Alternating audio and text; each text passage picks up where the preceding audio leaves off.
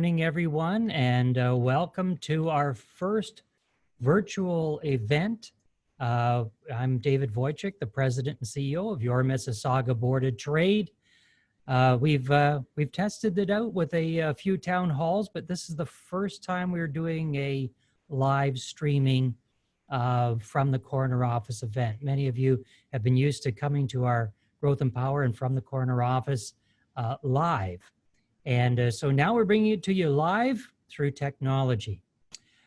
So I would like to welcome everyone for joining us, and also a big thank you to our sponsors for the From the Corner Office series for this year, Kaiser Mason Ball, and also Gallagher Insurance joining us as a sponsor as well. You're in for a real treat today. John Lettieri is a consummate entrepreneur. You'll find out all the wonderful things that he's done. John and I got together for a little preamble prior to him coming on, and we had a nice lunch at a wonderful little Italian hot table out close to his office, and we found out that we know quite a few people in the food industry as well. So he's got a great story, and I'm looking forward to chatting with him about it. If you have a question, of course, From the Corner Office is an interactive session. So we'd like you to ask questions all the way through the session today. We're going to be on with John for about 45 minutes. So Kelsey will open up the Q&A panel. And you'll see that at the bottom of your screen. You can click on the Q&A panel. I'll see your questions, and we will make an attempt to get to every single one of them throughout the next 45 minutes. Right now, it's my distinct pleasure to welcome one of our sponsors to introduce John, Amy Delisle, who is also on our board of directors, and Amy is the managing partner for Kaiser Mason Ball. Amy, please introduce. Hi, how are you doing? Hi, can you hear me all right? We got you. Great. So as David mentioned, I am the managing partner of Kaiser Mason Ball, and I specialize in assisting franchise and retail brands and unit owners. So this conversation is of high interest for me, for sure. Let me tell you a little bit about John first. So John Lettieri is a driven entrepreneur. He built franchises of Lettieri Espresso Bar and Cafe, Hero Certified Burger, and most recently Hero Certified Virtual Kitchen. And he built these groups to the success they are today. John received a diploma in dairy technology from the Institut Agricole in Grenoble in Switzerland. He returned to Canada and developed an award-winning Swiss cheese for the Canadian market. And he continued on this path with his father to build the first factory in Canada to breed sheep for milk production. From those valuable lessons, he took the leap to become a prominent franchisor in Canada. He's fluent in 3 languages, continues to travel throughout the world to pioneer innovation in food and beverage development, and seek out new pathways in the food industry. Since 1998, John was the first to market in all of his ventures, first with Lettieri Espresso Cafe, and next with Hero Certified Burgers, and now Hero Certified Virtual Kitchen. Hero VK has his latest innovation, provides sustainable growth through existing restaurants. Presently, there are 2 Lettieri Espresso Bars, 52 Hero Certified Burgers, 1 location in Montreal, 1 in New York City. Hero Certified Burgers operates 10 virtual kitchens with a planned expansion of 250 over the next year. He was the first in Canada to source and pioneer a pure Angus beef burger that's hormone-free, antibiotic-free, halal certified. As the company continues to grow, John continues to source environmentally sustainable products that result in wholesome and healthier burgers and food under the halo Real Good. Please join me in welcoming John, President and CEO of Hero Burger. So John, while we get your video working, oh, there we are. There you go.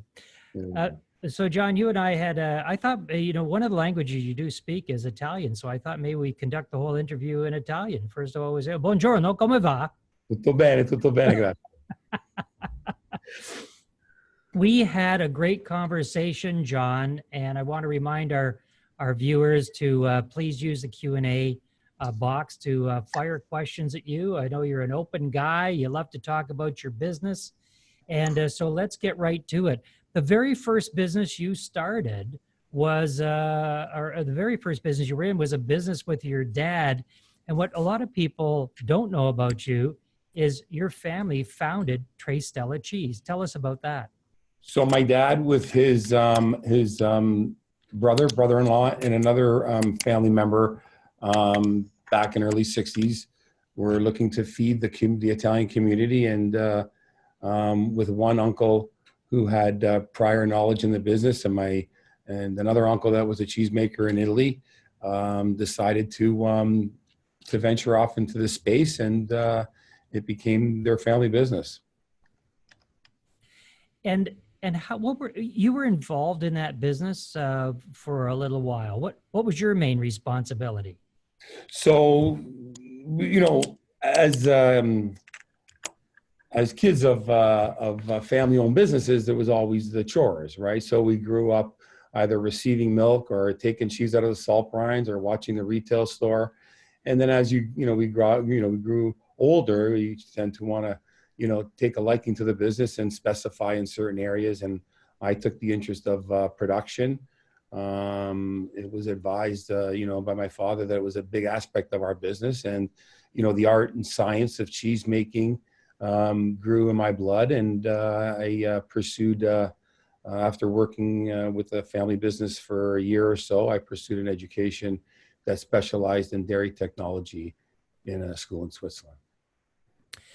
Now, your first business seemed to, when we were chatting, it seemed that it really was a departure from the cheese business, but maybe not so much. So tell us about that very first business that you started. So there was a period in time where my dad decided to retire, and the business was sold. So two of the partners retired, and we were basically red carded, and we had to figure out what we were going to do. And it started off, I must have started off in 91 as a deli in Vaughan that we sold cheese. And if I knew what I knew then about retail, I might have kept that store. And we migrated down into the city and slowly turned that Lettieri deli that was in the Yorkville area into an espresso bar cafe, and just venturing off to see what was going on in the espresso world. It was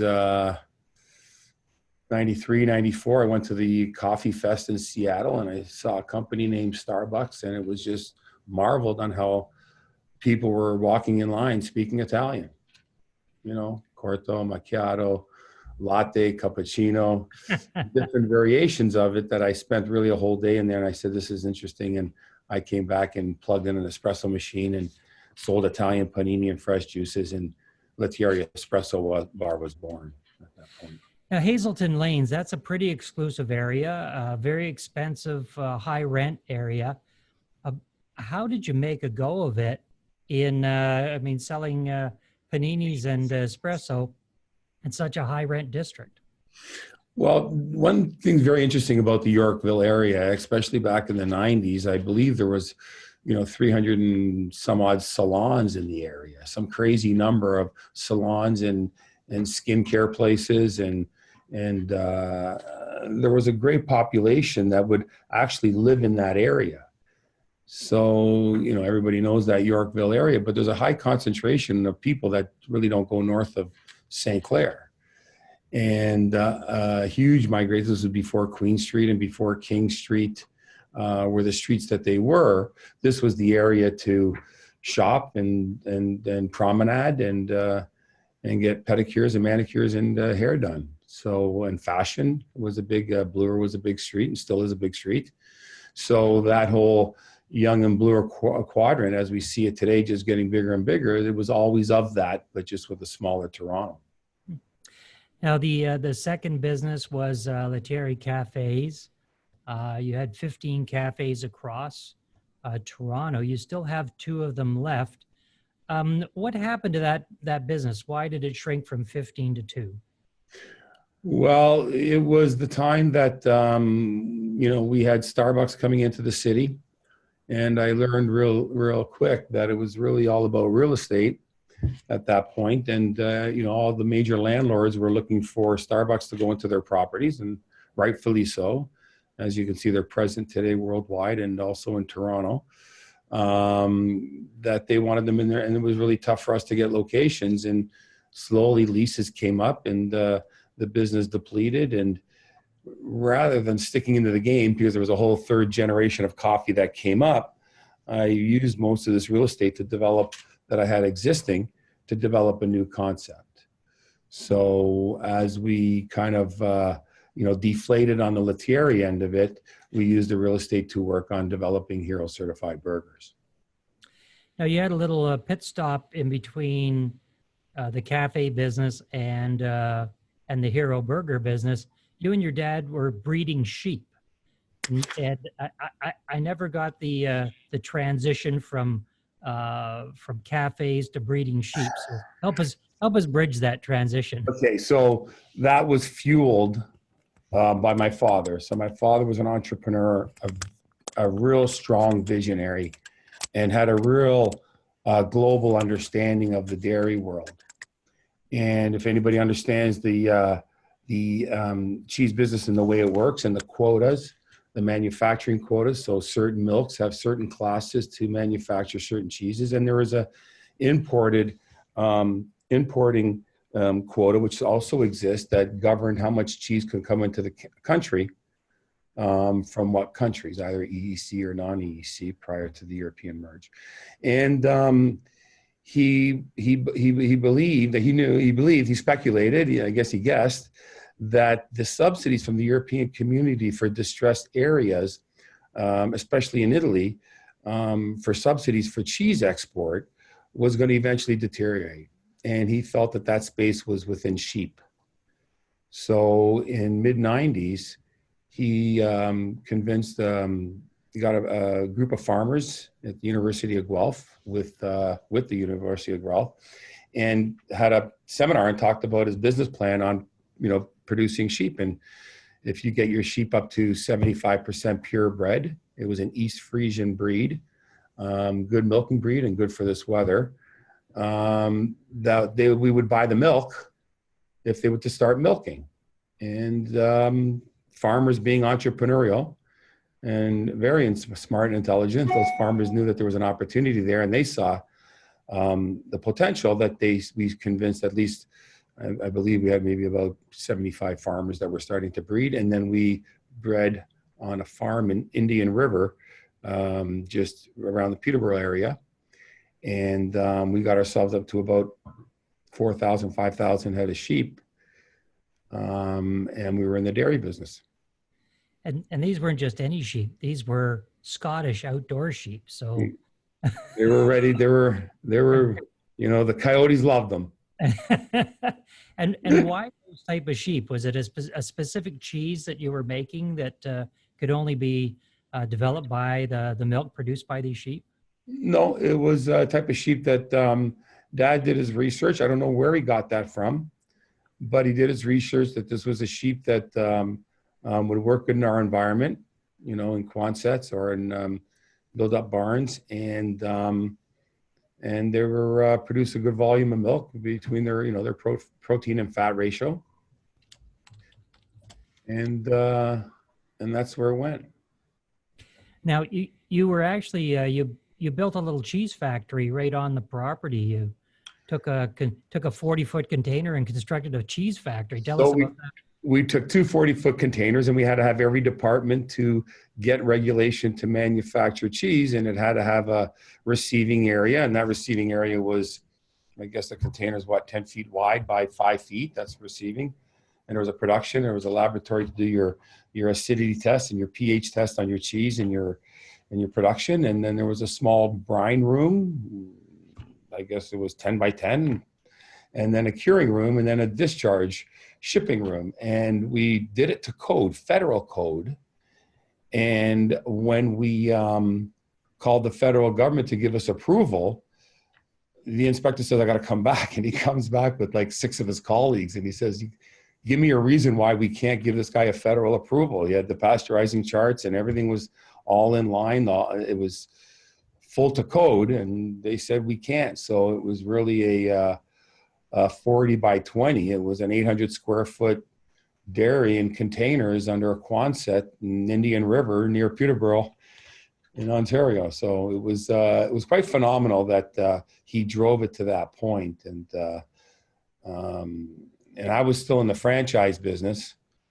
And so, you know, there's always a deep seed for the dairy and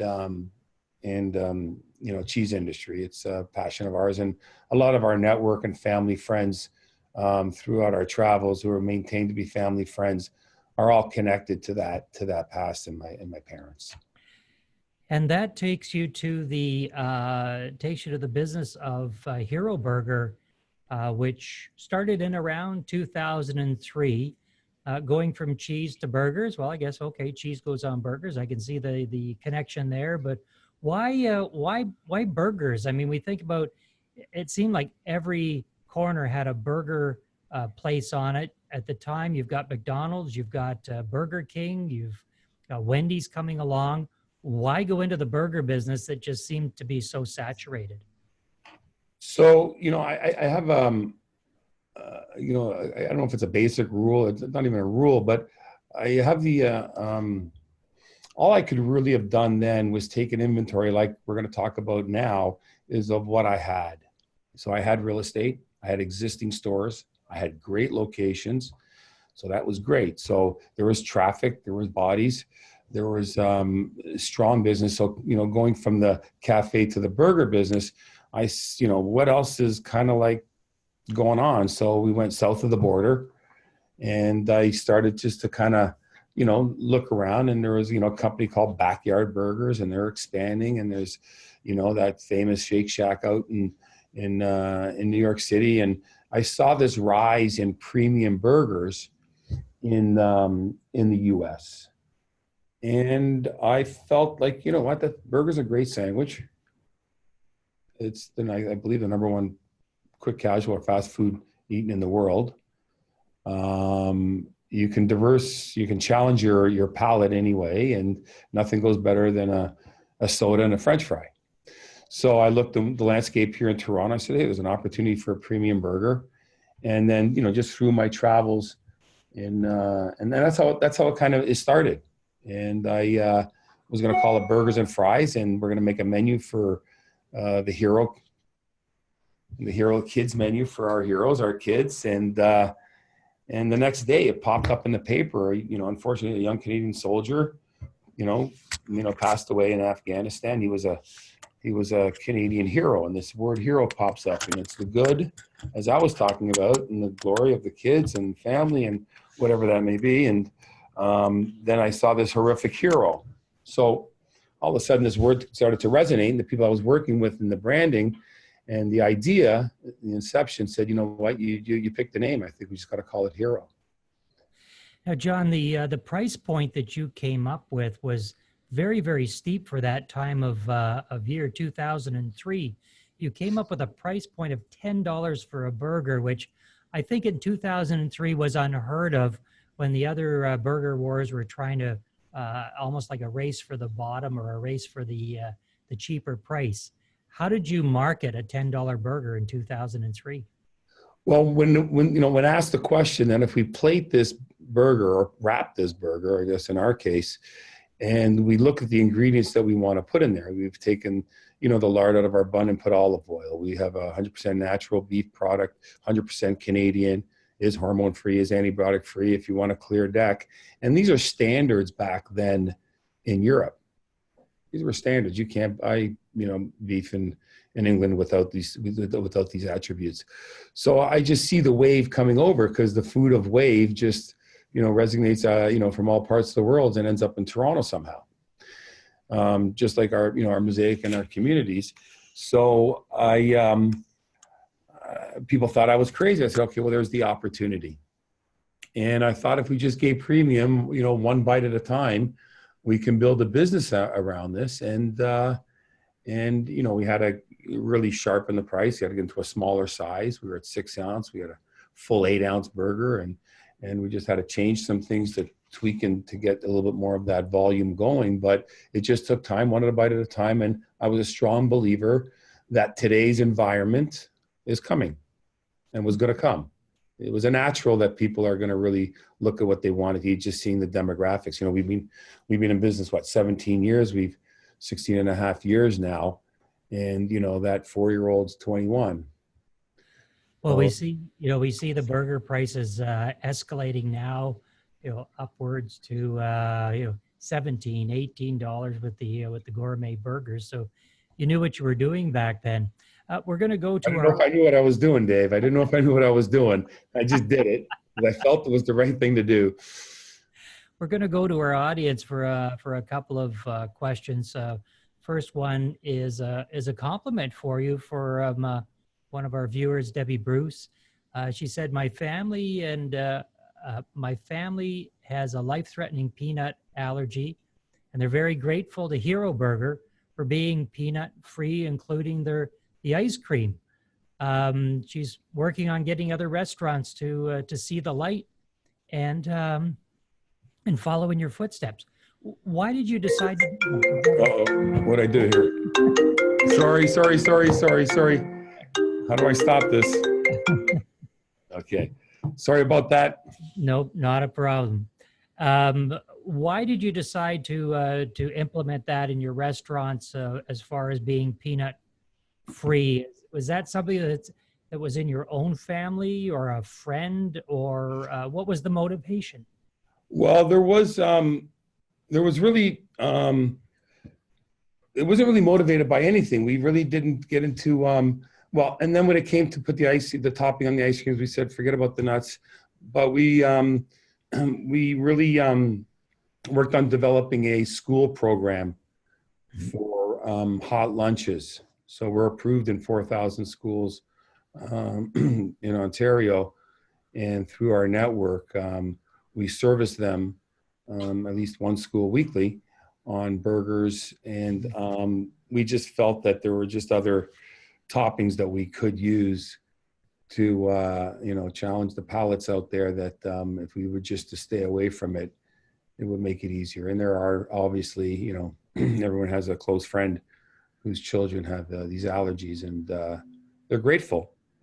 They're grateful for it. So thank you very much for that. I will appreciate it. And we are, that's why we don't have Nutella on our milkshakes and stuff like that. So, and you always have to be cautious. We do want to on our gluten-free bun, we like to separate our sesame seeds and our poppy seeds and all our buns. So we work it on a sheet of paper. But these do come from plants that always don't guarantee that there might be nuts in the plant, but we're very much aware of that and respect those needs. So there's no needs. There's other things we can put on top of our ice cream, and it's for the school programs. In the quick service industry, especially in the restaurant areas that you're specializing in, social media plays an important role. What plans do you have for social media, or how do you utilize social media to bring awareness to your brand and the products that you're servicing? So we have our following, and then when we either open up a location or open up a virtual kitchen, we'll target certain audience that order online or order home meal replacements or order the things that we sell, and we will reach out to them and we'll buy ads. The whole demographic, forget demographics, but after what's going on with this pandemic, there's a lot of 75, 80-year-old grandmothers that are just pressing buttons and having face conversations with their families. So the technology is available and there are eyeballs on it. So we work on either purchasing eyeballs and working with the followers that we have. Now, the VK behind you stands for Virtual Kitchen, Hero Virtual Kitchens, and that's something that you launched recently back in February when you and I met. You were really excited about it, and that was really before the pandemic hit. Are you being hailed as a true visionary now that you implemented virtual kitchens? Tell us how that came to be and where we are now. So, outside of having a strong brand in Southern Ontario and people know it across Canada, we are really a 50 chain store.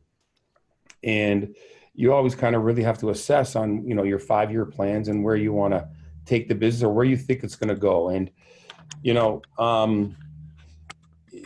government and evaluations have really impacted our business, with this increase in wage, has been a challenging for, people that are in our space. And really, living in this wonderful bubble of Southern Ontario for the past 20 years, the evaluations of real estate have caused prices to really rocket. So you get to a point where it says, it doesn't make any sense. It just doesn't make, I don't see the math.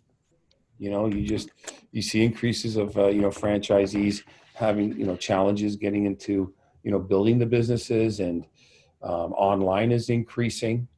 We saw in the past 2 years, we went 35% online. We never did any online when they're delivery. So I did a little bit of an inventory, and it's been about 2 years that I've done a study. We did a study with Rotman. We did a study with the Gordon Lang Business School. And it was really about the industry and virtual kitchens. We prior to C19, there are many people out there that have talked about these ghost kitchens where they put different concepts in one. And there's cloud kitchens, and they're developing. They're there, they exist, and they're ready to move into areas. Whereas we felt that every kitchen out there and every restaurant out there, according to our study, that showed that there's a decrease in smaller independent businesses by about 8% over a 3-year period. And that's a scary fact. So we wanted to grow our business. I said, well, why don't we just put our food in existing kitchens? We'll put so we worked with Ramen on qualifications. We worked on the market. We identified virtual kitchens across Canada, so existing restaurants. And we went to market. So this program, at no extra cost, we can increase their sales. So they have labor, they have investment, they pay their gas. So for 10, 20 orders a day, we can do some pretty good gross sales for these existing restaurants. So we developed a platform. So all our training is virtual. And this was all before C19. So it was our training's virtual, the uploading's virtual. Send us pictures of your store. We check your Google ratings, all your ratings in the marketplace. We know what a restaurant looks like when someone takes a picture. You can't clean a restaurant in a day, right? If you want to make it look like you're staging it, let's say, to sell. So we know that if they're responding and we can see where they are. We can Google where they are, and we know more about that operator than someone that would be buying a franchise. He has a business, and we suffer the same pains. We operate stores, so we know exactly what it is. We're an operator. And that's our core business is franchising and operating stores.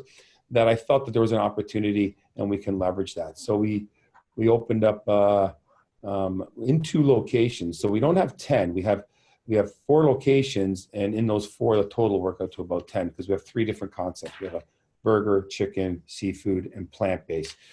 So we veered out to different categories. So with the study, it really, and we saw the results just on our online that we can increase their business and they can take home extra money with only buying food. So it's a licensing model because and it's under the franchise law, but we are not increasing their business more than they already have. So it's a licensing deal that we put together, and we have 25 in the hopper that we're talking to. We're opening one, I believe, Friday, and we're aiming for one a week. So how has COVID-19, how has it affected this model? How has it affected your business plan? Did things all of a sudden pull back initially, and now that there's been some relaxing on the rules, or is there more interest now? So, David, it was like waking up and getting a right hook from a Mike Tyson. Knocked us right out. Yeah. We just saw our sales within 72 hours go right down. Panic rose to an extreme high. And we got really proactive on it. And with all aspects of the business. Number one, with our franchisees, to convince them and show them that we're there to support them, and that we were going to be working with the landlords. Primarily, that's the biggest nut, is rent, because labor, they just sent everybody home and they started to run their businesses. And we really focused on what that new world of retail would look like and what angles we should take, and what routes should we take to grow our business on an online and extend that and broaden that out. So long and short of it is, that's the optimistic. The reality is we got down 65%. We're at about 52% now, so we're down 48%, growing online, and we might have about 5 to 6 casualties. We might lose, 10% of our system. So John, going through this, how do you stay focused on your goals? Because this is a very trying time. You had the big plans. I know, again, when we met in February, you were very excited about it, and having this happen, as you say, it was just like getting blindsided by a right hook. How do you stay focused on your goals every day? How do you get yourself up in the morning and say, hey, I got to go in there, I've got a business to run, and I got plans? So first of all, I'm responsible to a lot of people that have been here a long time. So that was number one. We have to keep this thing together. Then we take an inventory of what we have. And, I don't know if anything that we're experiencing is new. Well, I would say it's new. I think it just accelerated real fast. So maybe we're going to be in, 2 to 3 years, 4 years, as far as the online and, holding events such as this.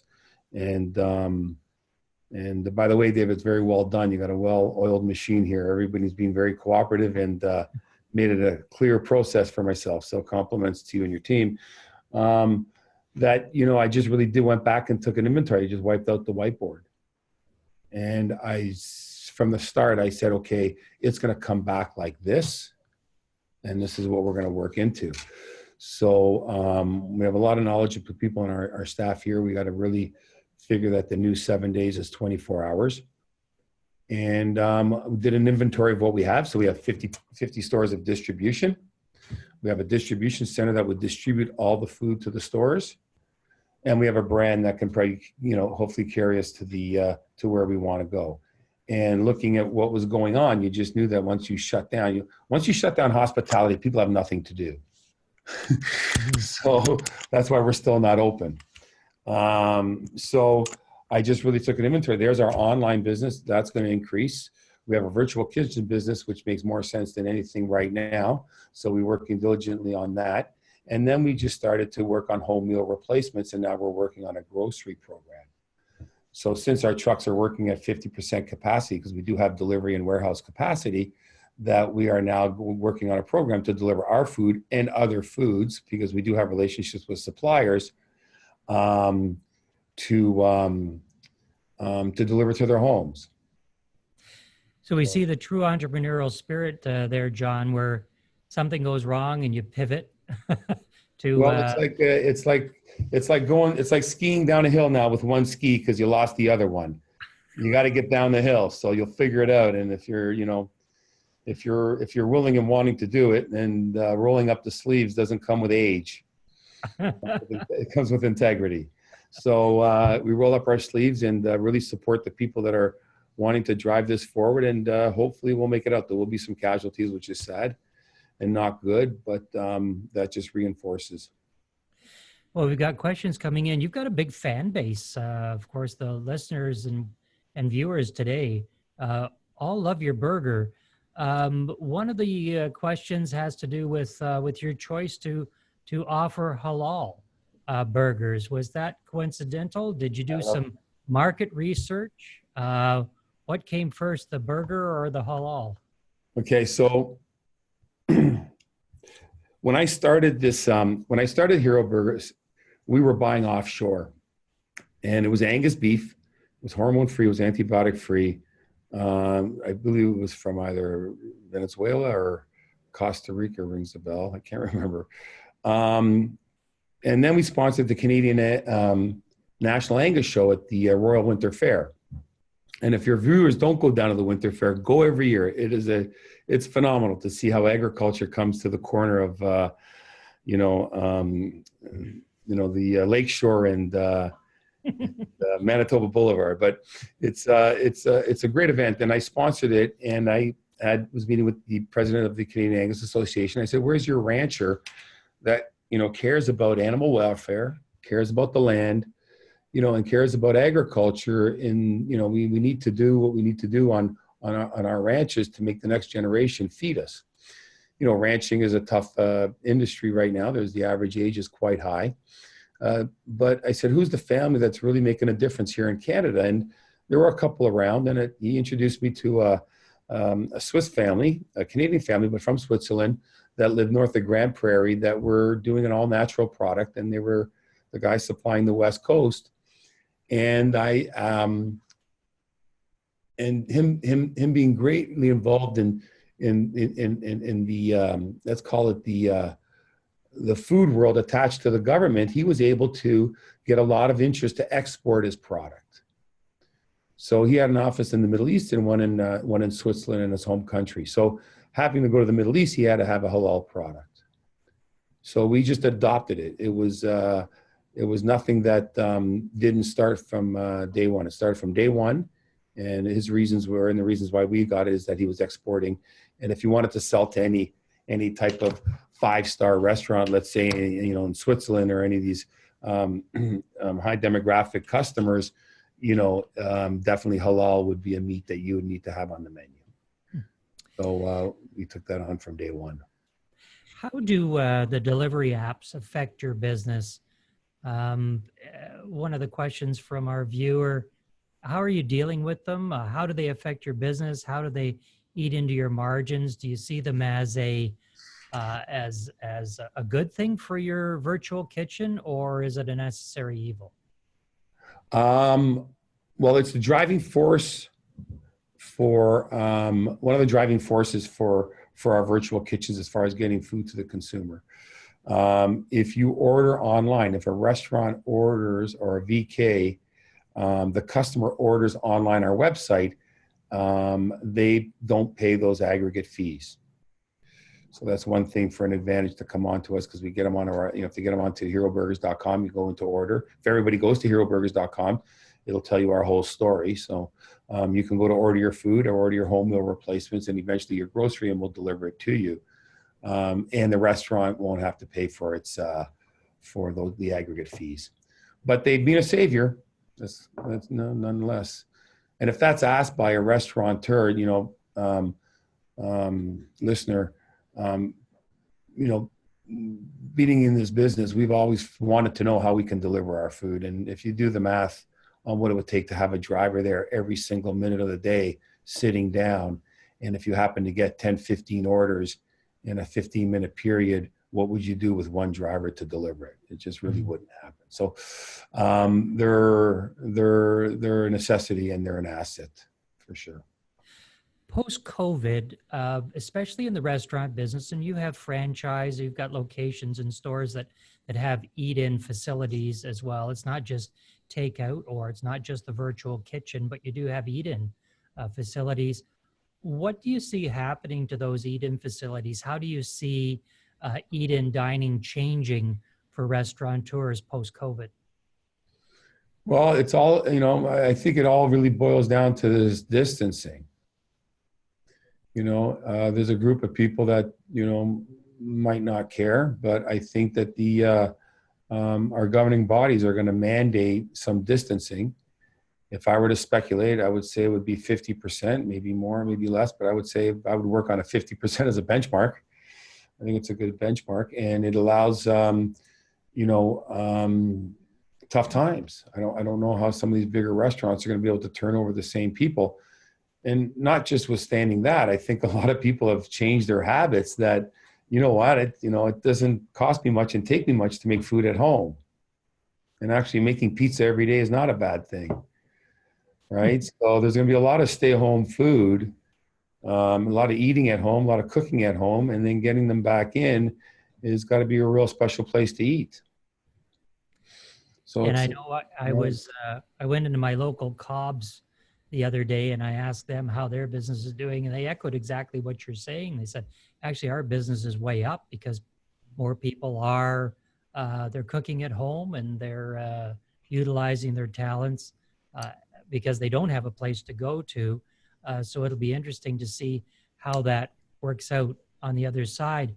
I was wondering myself, will it be in booths, which many of the restaurants in your caliber would have? If are you going to be putting up plastic partitions to partition off the booths, or will you have to have every other booth occupied and not be able to occupy the booths? What goes through your mind when you're thinking about things like that? well, the first thing is the convenience for someone to order. Now that they're standing 6 or 8 feet apart, there's an opportunity to get them online to order, so they have the convenience of getting their food quicker while waiting in line. If we go down 50%, we'd have to space it apart. I think what's really important is sanitizing. So countertops, every visit, table needs to be topped up and a chair needs to be topped up. So we have to really ensure to the to our customers that that table's being wiped. Maybe there's a chart that indicates that table was wiped at that time. Maybe it's done digitally. Maybe it can be sent to their phone. There's different ways that we can use with technology. It just has to, it has to kind of speed up the process. But I would see myself, if I were to look at this today, the perfect world would be space them up, go into 50%, have the convenience of ordering in, use the curbside, and make sure that your surfaces in your areas are sanitized. How have you been dealing with the people side of this, not just your own staff, because you need to prepare them now for maybe a different world after we get back to whatever the next normal is. How have you been preparing your people, your franchisees, the virtual kitchens, and helping them prepare their people?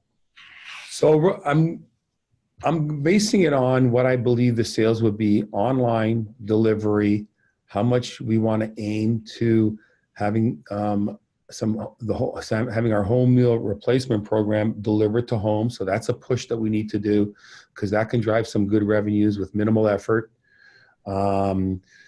Hopefully, if we can get a high percentage of our customers ordering online in line, I think we would reduce the hours of the cashier. In the perfect world, it would be no cash, only order online. We'll deliver the food to your table or for you to take out. But there is an element of the population, or portion of the population that uses cash, that needs to continue to use cash. But I think that's going to be reduced quite a bit. So maybe in the off hours, we will have reduced cashiers or no cashiers at all. I'm going to combine two comments, one from Lisa and one from Anthony, and it's about the customer experience. Part of that customer experience has been going into your store and interacting with your people and seeing the the promotion and these this great product that you have that you're offering. How will you maintain your customer experience when you're dealing strictly online, and how are you leveraging your fans within your customer base to promote Hero as a smart choice? Well, that's a very good question. When I get the answer, I'll let you know. But I think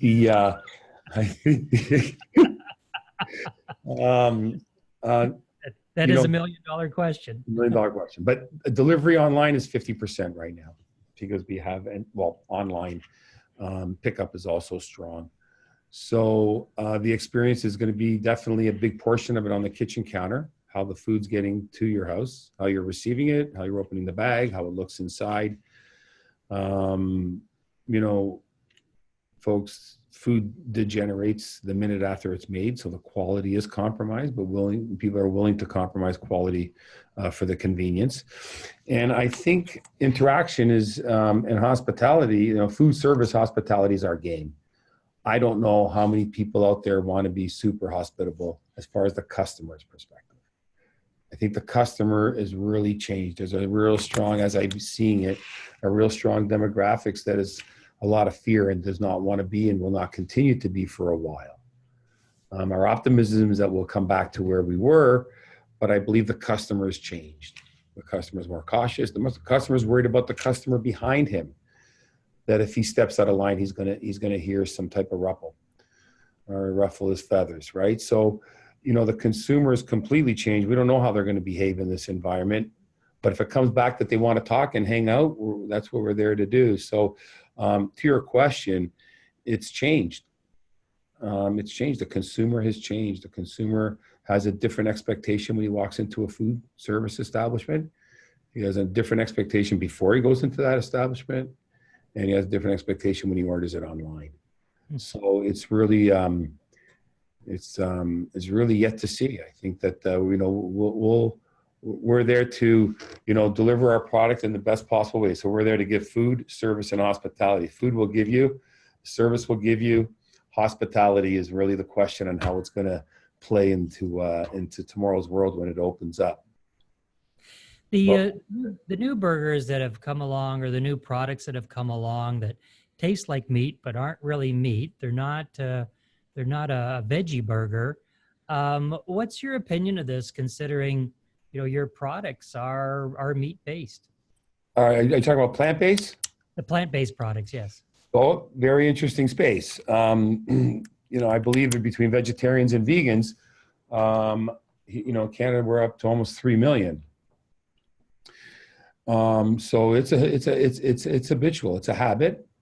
I think that whole plant-based world has really stepped up as far as quality. It's really phenomenal. We've sampled many of them, and we've selected another one for our plant-based. The texture and what they've been able to do to have that, that sensation that you're eating meat on your first bite, second bite, even your third bite as you're going, they've done a phenomenal job, and it's good. Is it good for you? It's good. People refuse to go into animal protein, and I see why. The food is getting better and better. So I think it's a space that's going to grow. It's an alternative, and hopefully you can come for a burger on Monday and for a plant-based on Friday, fried chicken on Tuesday. Now, I asked you this question when I met with you in February. I asked you the question. I'm not sure if the answer has changed, over the last few months, but I asked you the question. Was there any point where you said, I've had enough? I want out. I have to try something different. Is there another passion in your life that you would want to follow? Where's your mind at now? So, with not making any disclosures, I have a young son that has an interest in pursuing another avenue, which I support greatly. I think that if I were to do, listen, you get those feelings and those sentiments very few times because you're fueled a different way. But it does happen. And, I was always taught that if you don't stay in the game, you can't score a goal. So to stop something now at my age, I would do it. I just think that we're just in the middle of this thing right now. And it's actually quite exciting to see this paradigm change in consumer behavior in the food service sector. And if I can contribute anything to it, I think that this is a really, really interesting time. And I don't think it's a time to run away. I think it's a time to really stand up and show that there's going to be a life to what we're doing. Commerce will adjust itself. What is that time frame? I don't know, but we're here for the marathon. But you do get those days, David, and I think everybody that has started a business and run a business, every now and then it does cross their mind, especially in the initial stages or when adversity hits. What am I doing here? Yeah, we just would never expect it to happen. Right. Absolutely. John, we're almost out of time here. I want to tell you about a couple of things that we do have coming up. On May 21st, we've got a health and safety webinar. Employers will be having their staff return to work, and so that webinar will be all about the safety guidelines. On June 2nd, we have our Women's Leadership Series with Lindsay Rice. She's an Audi race car driver. She's on the Audi team. And on June 4th, we have our professional development event, which is protecting your business against cyber attacks in the midst of COVID-19. A lot of people take their eye off that ball, John, and so that's an important one. I do want people to stay around because I'm going to ask you to give your final piece of advice. But first of all, I would like to thank our sponsors, Kaiser Mason Ball, Gallagher Insurance, and I would call on Adam Novak, the Senior Vice President at Gallagher Insurance, to give you a nice thank you. Adam? Thank you, David. John, that was spectacular. That was a really insightful look into your entrepreneurship and such. You and I have some things in common, which is kind of cool. We're both European backgrounds, both with rural roots. We both love cheese, and who doesn't love a great burger? And certainly serve up a good one. Thank you. John, you're a great example of that good old Canadian entrepreneurism, being nimble to address challenges presented to you, changes in market conditions. And God, don't we know them right now. The hospitality and food beverage sector is a unique industry with its own set of challenges. It's actually a major business segment for us at Gallagher. We work with our hospitality and food and beverage clients, guiding them through various market conditions and customizing risk management programs to ensure their continued success. Thank you for your participation in our first virtual event in this series. I wish you all the best of success, John, with your spectacular concepts. All the best. Well, thank you very much. Thank you to the sponsors for having me here, and MBOT for David, you being a gentleman and nothing but, and your crew's being seamless and efficient. And I thank you very much, and keep the faith. Well, John, so as a final parting gift to our viewers, what final piece of advice do you have for budding entrepreneurs, for people that are thinking about starting a business now, for people that are in a business and are maybe struggling a little bit? What do you say to everybody?